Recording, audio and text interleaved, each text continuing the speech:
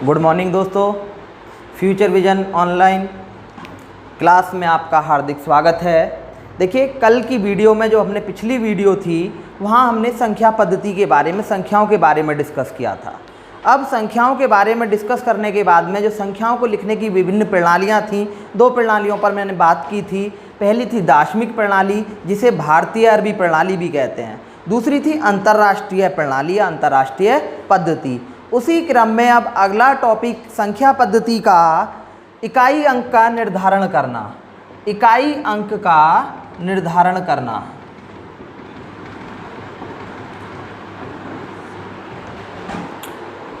देखिए, इकाई अंक को हम कैसे निर्धारित करेंगे, कुछ लगातार देखिए साधारण से सवाल हैं। जैसे मैं मल्टीप्लाई का सवाल है 2174 इंटू 3121 1396, ये कोई सवाल है हमारे पास में, ठीक है। इसमें देखें कि इसमें इतनी लंबी, वैसे देखा जाए मल्टीप्लाई काफ़ी बड़ी है, बहुत बड़ी मल्टीप्लाई है। अब क्या है, यदि इसमें देखें कि इकाई अंक हम कैसे निकाल पाएंगे, यूनिट प्लेस, ठीक है। इकाई अंक जो यूनिट डिजिट है, यहाँ पर यूनिट प्लेस पर जो डिजिट है उसका निर्धारण कैसे करेंगे। अब क्या है, जो इकाई के अंक हैं, इकाई के अंकों की आपस में मल्टीप्लाई करिएगा। 4 1 जा 4, 4 6 जा 24। अब 24 में इकाई का अंक क्या है, 4। यही 4 आपका क्या हो जाएगा, आंसर हो जाएगा कि कोई भी मल्टीप्लाई है। और एक चीज़ और मैं आपको यहीं पर बता दूं कि यदि कोई भी संख्या है, मल्टीप्लाई में संख्याएं दी हुई हैं, यदि 5 के साथ कोई भी सम नंबर आता यानी कि सम संख्या, इवन नंबर, सम संख्या आती है तो हमेशा इकाई अंक 0 होगा। बात आ रही समझ में। यदि मल्टीप्लाई वाले क्वेश्चन में, गुणा वाले प्रश्न में 5 के साथ कोई भी सम संख्या हो, 5 एक संख्या 5 हो, उसके साथ कोई भी संख्या, जैसे एक एग्जांपल मैं बताता हूँ 139 415 612 138। देखें 8 दूनी 16, 16 पंजे 80। अब देखिएगा क्या हुआ, यहाँ 16 आया इन दोनों की गुणा करने पर। जैसे ही हमने 6 के साथ 5 की गुणा की तो क्या हो गया, ये 0 हो गया। अब 0 की गुणा आप किसी में भी करेंगे तो वो क्या हो जाएगा, हमेशा 0। तो यदि एक संख्या में 5 इकाई का अंक आ गया है और आगे कोई भी सम संख्या आती है, इकाई का अंक सम होता है, वो क्या होगा, उसका इकाई अंक हमेशा 0 होगा। अब आगे यदि मैं बात करूं, दूसरा प्रश्न, इसी देखिए बहुत सिंपल सा प्रश्न था। अब आते हैं घातांक वाले प्रश्न। यदि घात में दी हो, घातांक में, ठीक है, जैसे 1392 इसकी पावर 154, ये कोई प्रश्न है हमारे पास में। देखिए आपको पता है कोई भी संख्या है, इसका असंभव सा मान आएगा यदि इसे आप कैलकुलेट करने बैठें।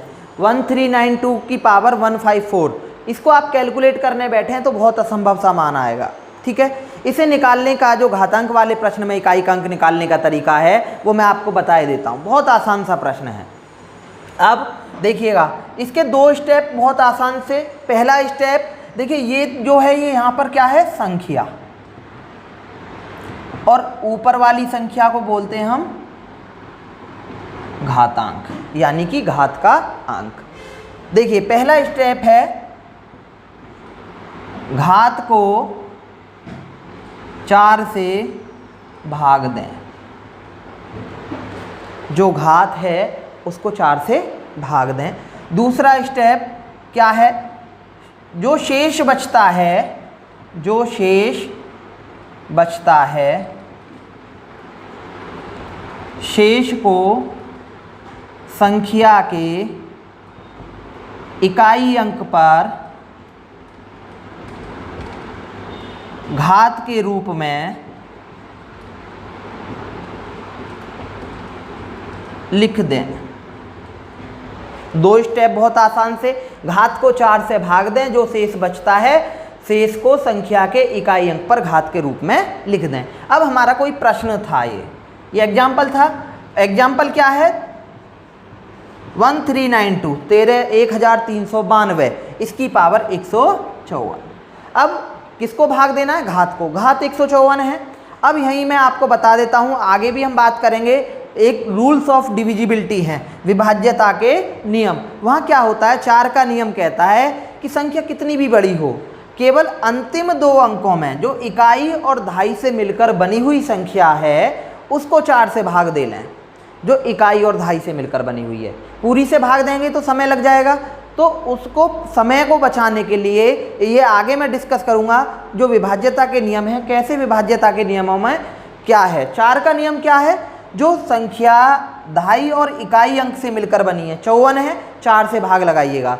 4 एकम 4, बचा 1, 14 हो गई, 4 तिया 12। शेष कितना आया हमारा?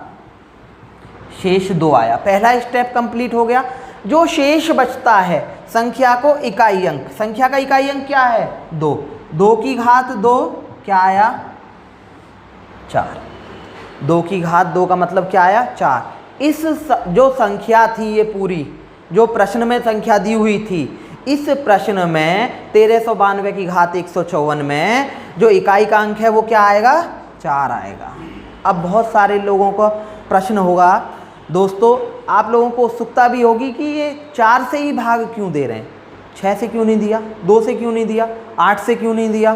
क्या 4 से ऐसा कौन सा रिश्ता हो गया कि 4 से भाग दे दिया? देखिए, उसके लिए गणित क्या है, गणित बहुत प्रमेय आधारित है, नियमों पर चलता है। देखिए, मैं एक आपको एग्जाम्पल से समझा देता हूँ।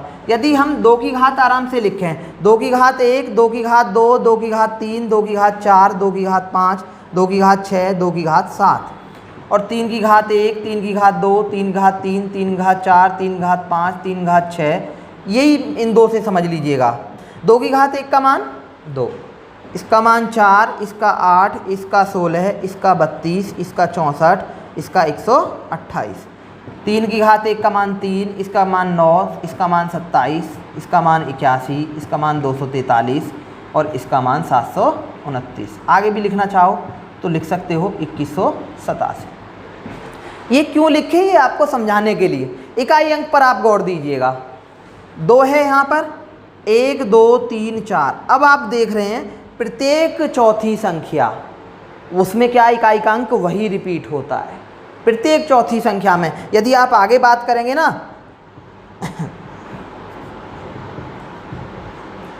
2 की घात 9, देखो फिर चौथी 1 2 3 4, प्रत्येक चौथी संख्या, इसको छोड़कर जो चौथी संख्या आएगी वो क्या होगी, इकाई का अंक वही रिपीट होगा। कहीं से भी देखें, आप यहाँ से देखें, इसको देखें, 1 2 3 4 है चौथी संख्या में इकाई का अंक वही।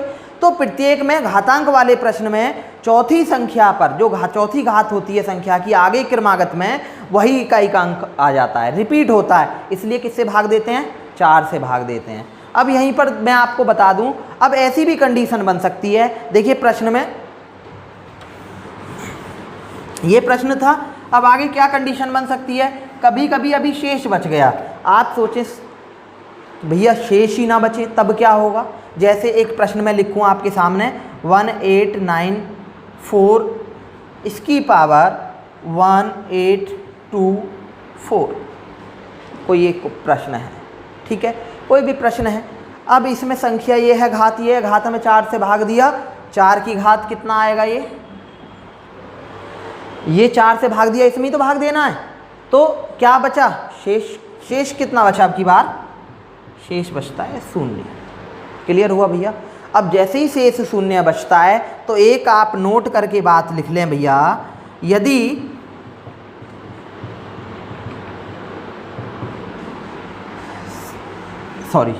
शेष 0 बचता है तो संख्या के इकाई अंक पर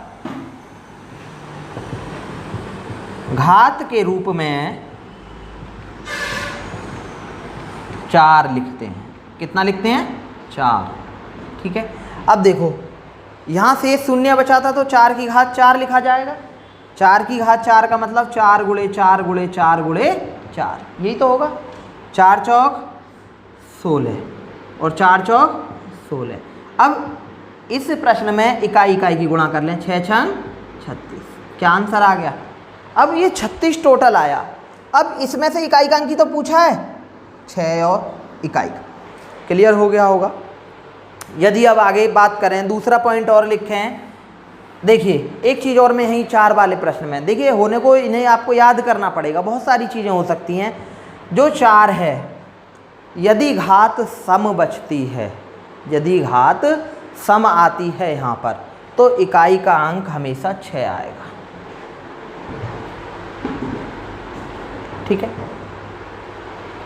कोई भी है, यदि घात सम है, 0 है, 2 है, 4 है, 6 है, 8 है, इस तरह की है, तो इकाई का अंक क्या आएगा, 6। केवल जब इकाई का अंक 4 दिया हो।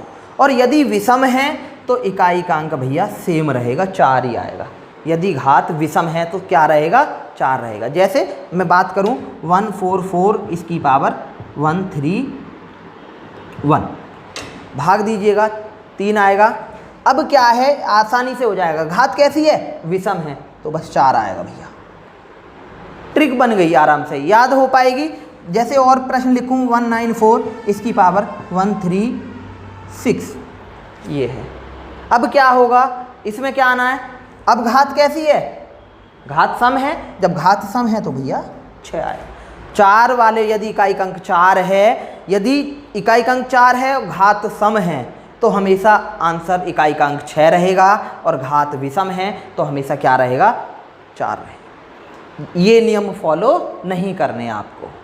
ठीक है, ऐसे ही एक 9 का है, वो आगे बात करूंगा। 9 वाले में भी 9 का भी सेम है, लेकिन एक पॉइंट लिख लीजिएगा और आसान हो जाएगा भैया, जहाँ कुछ करना ही नहीं है आपको।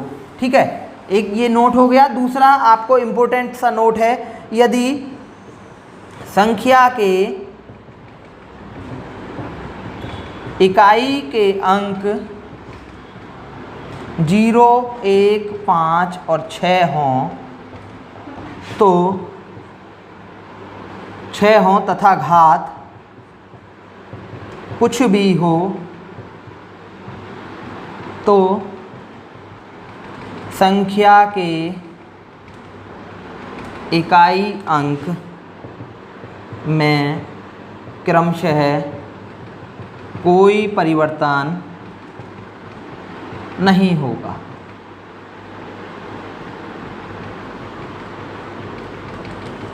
समझिएगा पॉइंट क्या रहेगा। यदि संख्या के इकाई के अंक 0, 1, 5, 6 हों तथा घात कुछ भी हो, तो संख्या के इकाई अंक में क्रमशः कोई परिवर्तन नहीं होगा। जैसे कोई भी संख्या है, यदि जैसे 1340, इसकी घात कुछ भी लिखी हुई है, कोई नियम फॉलो नहीं करना हमको, नियम फॉलो नहीं करना। नियम फॉलो करने का मतलब क्या है, सीधे सीधे ये 0 है तो 0, 1 है तो 1, 5 है तो 5, 6 है तो 6। अब प्रश्नों की बात करता हूँ मैं, जो प्रश्न होंगे वो किस आधार पर बन सकते हैं। ठीक है, समझ में आ गया होगा। अब आप सोचोगे कि प्रश्न कैसे, प्रश्न कई प्रकार के हो सकते हैं। जैसे एक और आसान से प्रश्न पे मैं बात कर लूँ, 173 इसकी पावर 9241, इतना बड़ा कोई प्रश्न है। ठीक है, अब क्या है, 4 का भाग लगाना है हमें। 3 के लिए तो अभी कोई नियम नहीं बताया, नियम आपको वही है, 2 स्टेप हैं। 4 का भाग लगाया, 4 दुशायम 40, शेष कितना बचा, 1 बचा। बार बार बता रहा हूँ, 4 के लिए 4 का नियम ये है विभाज्यता का, कि जो अंतिम 2 अंक हैं, दहाई और इकाई से मिलकर जो संख्या बनी है, उसमें केवल 4 का भाग लगाएंगे। शेष कितना बचेगा, 1, 3 की घात 1, तो क्या आया, इसका आंसर 3 आया। कोई और प्रश्न की बात करूं, जैसे 171 की पावर 142 इंटू 936 इसकी पावर 1462 इसकी 8194 इसकी पावर 162 इंटू 1882 इसकी पावर। ये कोई प्रश्न है, देखिए अभी हाल ही में तुरंत की तुरंत प्रश्न मैंने लिख दिया आपके सामने। कोई क्या है, देखो यदि हम नियमों को फॉलो करते हुए जाएं तो समय लगेगा। अब मैंने बताया यदि किसी संख्या के इकाई का अंक 0, 1, 5, 6 हैं तो नो चेंज, घात कुछ भी हो उससे हमें क्या मतलब, 1 है तो 1, मल्टीप्लाई है इंटू, 6 है तो 6 इंटू। अब देखिए 4 का भी मैंने बता रखा है आपको। घात का ध्यान दो, घात कैसी है, सम है विषम है, सम है, घात सम है तो फिर क्या होगा, इकाई का अंक 6। अब यहाँ 2 इसके लिए निकालना पड़ेगा, इसके लिए तो कुछ बताया नहीं। अब भाग दीजिए, ये लिखा हुआ है 1083, 4 का भाग लगाया, शेष कितना बचा 2, 2 की घात 3 का मतलब 8, ठीक है। 6 एकम 6, 6 छंग 36, 36 गुणे 8, 8 छिंग 48, शेष कितना, सॉरी शेष नहीं, आंसर इकाई का अंक कितना आया, 8 आ गया। यही आपका आंसर होगा इस वाले प्रश्न का। देखिए कितना आसानी से हो गया। यदि इनमें आप नियम लगाते हुए जाओगे, याद कर लेना, देखो इसमें कोई बड़ी बात नहीं है। 4 से लगाया, 4 एकम 4, 2 बचा, 4 पंजे 20, 2 शेष बचता है तो 4 की घात 2 का मतलब भी तो 16 ही होता है। 16 का मतलब इकाई का अंक ले लीजिए आप, 6 आ गया, सीधी सी बात है। आगे और कोई प्रश्न देखें।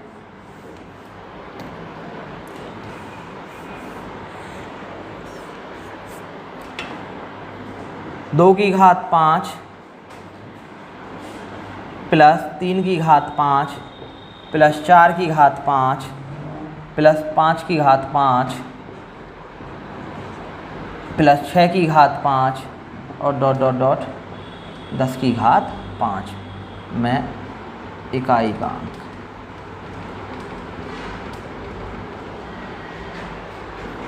ये कोई प्रश्न है आपके सामने, ठीक है।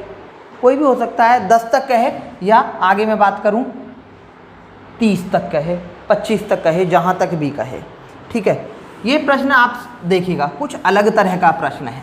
अभी तक 1 की घात 5, 2 की घात 5, 3 की घात 5, 4 की घात 5, सब में 5 5 हैं घात सबकी। अब इसका इकाई का अंक कैसे निकलेगा, ठीक है, ज़रा देखें। अभी मैंने आपको नियम बताया है कि सब में घातों में 4 का भाग लगा दीजिएगा, तो घात कितनी बचेगी, 1 की घात 1, 2 की घात 1, 3 की घात 1, 4 की घात 1, 5 की घात 1, 6 की घात 1। भाग लगाने पर एक एक घात ही तो रह जाएगी। अब क्योंकि भाग में घातें घट जाती हैं, कहाँ तक, 30 की घात 1। अब क्या बन गया, देखिए साधारण समांतर श्रेणी बन गई, या मैं कहूँ क्रमागत संख्याएं बन गई प्राकृत। कैसी, क्रमागत प्राकृत संख्या। इसका योग आपको पता होता है, प्राकृत क्रमागत प्रथम प्राकृत संख्याओं का योग क्या होता है आपको पता होगा, n इंटू एन प्लस 1/2। ये इसका सूत्र होता है। n कितना है, 30 गुणा 31/2, 2 से ये 15, 15 एकम 15, 15 थी 45 और 1 46, कितना आ गया 465। अब इकाई का अंक क्या आया, 5 आ गया, हो गया आंसर, सीधी सी बात है। इसका इकाई का अंक कितना आ गया, 5। तो देखिए क्या हुआ, क्या सबसे पहले क्या किया, जो हमारी घात थी, घात में हमने सब में 4 से भाग दे लिया। 4 से भाग देने के पश्चात क्या हुआ, कोई भी प्रश्न बन सकता है आगे। 4 से भाग देने के पश्चात जो हमारे देखा हमने, जो श्रेणी बन गई वो कैसी बन गई, प्राकृत संख्याओं की बन गई। प्राकृत संख्याओं की श्रेणी बनी तो उसके योग का हमें सूत्र पता है, निकाल दिया हमने, ठीक है। आगे मैं सारे सूत्र कराने वाला हूँ आपको। अभी और कोई प्रश्न देख लें।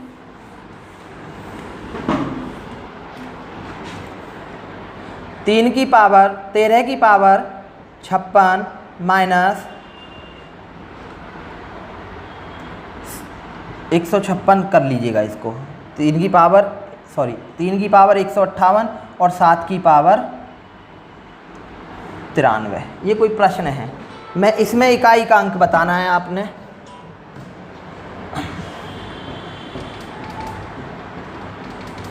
देखें कैसे होगा, बहुत आसान सा प्रश्न है।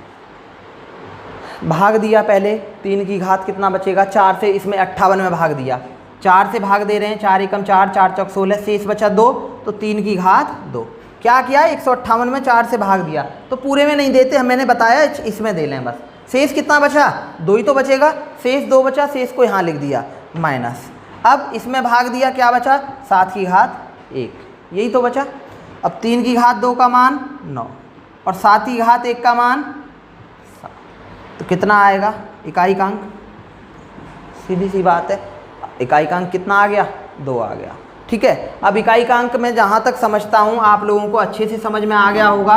और प्रश्न देख लें, यदि और घातांक आ जाए, यदि इस रूप में लिखा हुआ आ जाए a की घात m और m की घात n के रूप में हो, तो क्या करने जाते हैं, a की घात m इंटू n के रूप में जाते हैं, a की घात m इंटू n। जैसे 1834, चलिएगा और बढ़ा लेते हैं इसको, 8 तक कर लीजिएगा, ये सॉरी 8348 कोई संख्या है। अब इसकी घात 2 और इसकी भी घात है हमारे पास में, ये कोई प्रश्न है, ठीक है, ये इस तरीके से कोई प्रश्न है, ठीक है, इसकी घात 2। अब क्या लिखा हुआ है, a की घात m और m की घात n के रूप में लिखा हुआ है, ठीक है। इसको हटा लें, या इस तरीके से कोई ऐसी संख्या लिखी हुई है, ठीक है। अब क्या करने जाएंगे, ये इसके ऊपर ही तो घात लिखी हुई है, कोई भी ऐसे लगातार घात जा रही है, कोई ये mn p हो तो mn p तक गुणा कर लेंगे। अब क्या होगा, 8348 की पावर कितना हो जाएगा, 2 गुणे 13, 13 दूनी 26। अब भाग लगाएंगे 4 से, 4 6 24, 2 शेष बचा, तो 8 की घात 2 का मतलब कितना आ गया, 64। 64 में इकाई का अंक कितना आया, 4। समझ में आ गया होगा। देखिए ये था इकाई का अंक। और कोई प्रश्न हो, किसी भी तरह का प्रश्न आ जाए, ठीक है, इकाई के अंक का कोई भी लगातार गुणा है, 171 814 132 914 612 818 916, ये कोई प्रश्न है। देखिए इतनी बड़ी गुणा है, गुणा तो होगी नहीं, क्या करते हैं, पहले भी बता चुका हूँ, इकाई के अंक में गुणा करें। 4 एकम 4, 4 दूनी 8, 8 चौक 32, लिख लीजिएगा 32, क्योंकि 32 से आगे पहाड़ा पढ़ना मुश्किल है आप लोगों के लिए, है ना। अब क्या करोगे, 32 में से फिर इकाई का अंक उठा लो, 2 दूनी 4, 4 अट्ठे 32, फिर 32 हो गया, और 2 छिक्के 12, इकाई का अंक कितना आया, 2, 12 आया। इकाई का अंक से मतलब है हमें कितना आ गया, 2 आ गया। ऐसे ही और कोई प्रश्न मैं लिखूं घातांक वाला, यदि इस तरीके से 121 122 123 और डॉट डॉट डॉट कहाँ तक 1 3 4, कोई ये प्रश्न है बीच में, क्या मतलब हुआ, 121 से लेकर 134 तक जा रहा है, या जहाँ तक भी जा रहा है। आपको मैं पहले ही बता चुका हूँ, यदि संख्या में यहाँ 124 भी आ रहा होगा, 125 भी आ रहा होगा, 126 भी आ रहा होगा, और ऐसे ही कहीं बीच में 130 भी आया होगा, तो जब इकाई के अंक में एक बार 0 आ गया, 0 देखो कैसे आ जाता है, 5 आ गया और 5 के साथ कोई भी सम संख्या हो जाए तो 0, वरना एक संख्या यहाँ 130 भी आएगी, जब 130 भी आएगी तो 0 हो गया, 0 में किसी की भी गुणा कर लेंगे तो वो अपने आप क्या हो जाएगा, 0, देखते ही आंसर हो जाएगा, पूरे गुणा करने की ज़रूरत ही नहीं है, 0 आंसर, ठीक है। चलिएगा आगे देखें, अब इकाई के अंक निर्धारण आप करना सीख ही गए, आगे विभाज्यता के नियम मैं अगली वीडियो में आपसे चर्चा करूंगा, जितने भी विभाज्यता के नियम हैं।